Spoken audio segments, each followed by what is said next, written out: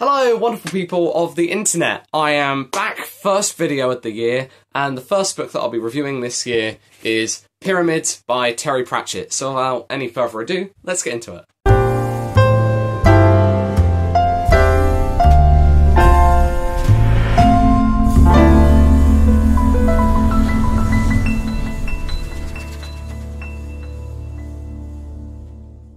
Okay, so Pyramids is the 7th Discworld novel. Discworld is a 41-book-long series written by Terry Pratchett, and it's set on a world that is on the back of 4 elephants which stand on the back of a giant turtle, and the world is in the shape of a disc. It's an absurdist fantasy series, it's very funny, it's very good, and I'm currently reading through all the books gradually. I put other books in between to give myself a bit of a break, but hopefully at some point I'll have read all of them. So, spoilers for this book, so if you're going to read this book, if you want to read this book at some point, please click off now and come back later if you want to.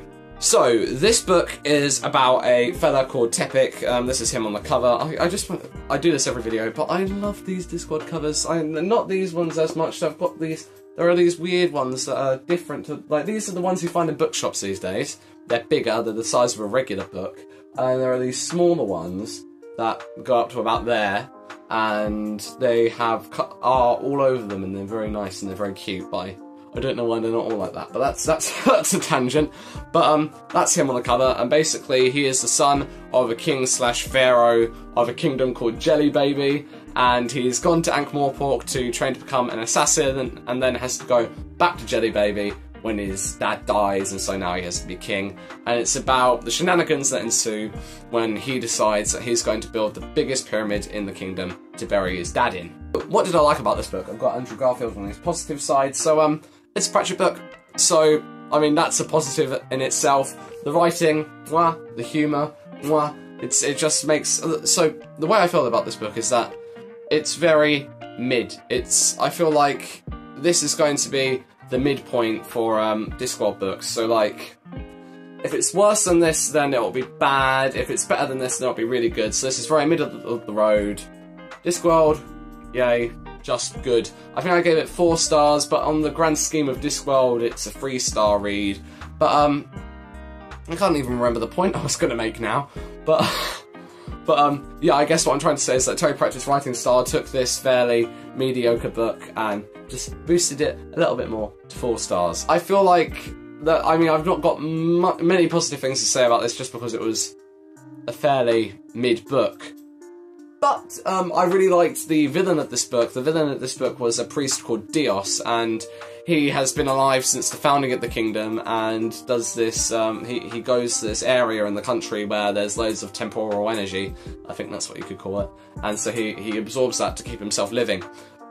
And he runs the kingdom. He's the one in charge, you know, he's like the royal vizier, but he's not a vizier, he's a priest, but you know, he's the one who, even though it seems like Tepic, the main character, is ruling the kingdom, it's really Dios making all the decisions for him. And I just thought he was good as a villain, but he was a standout in this book. I really liked his interactions with Tepic, where Tepic would like give an order and then Dios would repeat it but change it completely to what he wanted to happen. And just his agency in the story as well, it was really fun to read. I also like the settings, so you know, the desert countries, like I'm trying to think, this one's called Jelly Baby, but there are some more major ones like a Phoebe, or a Phoebe, however it's pronounced, and Sort. Those I think come up later, and so it was nice to have a story set in those locations rather than Ankh-Morpork or the Ramtops near, or the Ramtops in areas near the hub of the Discworld, so that was good. Tepic's time at the Assassin's Academy, and also a lot of the plot beats in general, like the gods becoming real, and how this deeply religious community, civilization, responds to it, were really fun to read, so that was good as well. And we'll go into the negatives. This is going to be a pretty short review because I've not got much to say about this book, but I'll give my few negatives that I have. I didn't really care about many of the characters in this book, so these were one-off characters as well. This is the first book in the Discworld series so far in the chronological order that isn't part of a sub-series, but recurring characters like Rincewind or Death or Granny Weatherwax and her Coven of Witches. This is the first one where it's just one-off characters, and so the book suffers a little bit because of that, just because I feel, I mean, I just wasn't as invested in these characters as other ones, and I felt like some of them were actually quite inconsistent. There was a character called Tracy who she appeared kind of halfway through the book and then she disappeared for the last quarter, so she wasn't in it very much, but then at the end she had this moment where she started like ordering Tepic to stay in the kingdom when he was trying to leave and travel, and she was like, no, I need you, and I never got the impression that she was that reliant on him, so she just felt a bit inconsistent, and a lot of the characters were not very fleshed out, so it was like, they were good, they were funny, but they're not going to stick in my mind, I'm not going to remember them. Dios was definitely by far the most memorable. So, yeah, I felt that I'm a bit rusty on how to do reviews because I've not done one in a while, but I also just don't have much to say about this book, so sorry that this has been a short one and not a particularly detailed review, but still, this was a 4-star read, and I love Terry Pratchett still, so, you know, no harm there. I'll get the Discworld tier list up now and we can slot this on there. Okay, so we're back on the Discworld tier list. As you can see, we've got Reaper Man with Sisters and the Amazing Maurice and his Educated Rodents in the S tier, Sorcery and Hogfather in the A tier, Equal Rights, More, The Colour of Magic, and Soul Music in B tier, and The Light Fantastic in C tier. So if I can find Pyramids on this bit down here, I probably, no, it's, where is it? There you are. My finger was just on it. Okay, so Pyramids is not a D book. I don't think I'll have any Discworld books end up in the D tier, but, you know, it might happen. I know that it gets a bit rocky at some points towards the end. So, we'll pop it. Do I put it above or below the Light Fantastic? I remember not liking the Light Fantastic. I think I had some genuine problems with it, or I did just dislike it, and I don't dislike Pyramids, so I'll put that above that in the C tier. As I said, it's a mediocre book, I don't feel very strongly about it, so that feels like the right place to put it.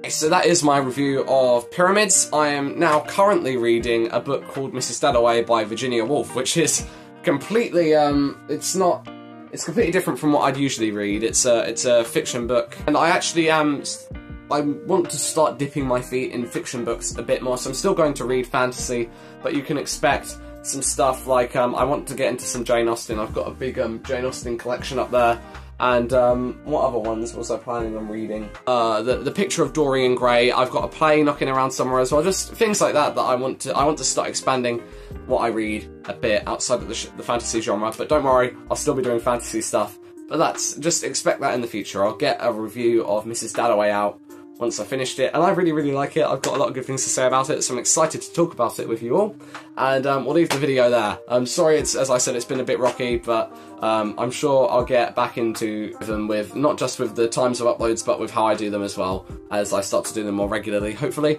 after Mrs. Dalloway, I'm reading a book called A Little Life, and that book is chunky, so we'll probably have quite a long gap between uploads there as well, but, you know, I'll do my best to get some content out to you in the meantime. So thank you all so much for watching, and I'll see you all next time when I review Mrs. Dalloway. Have a good one. Bye!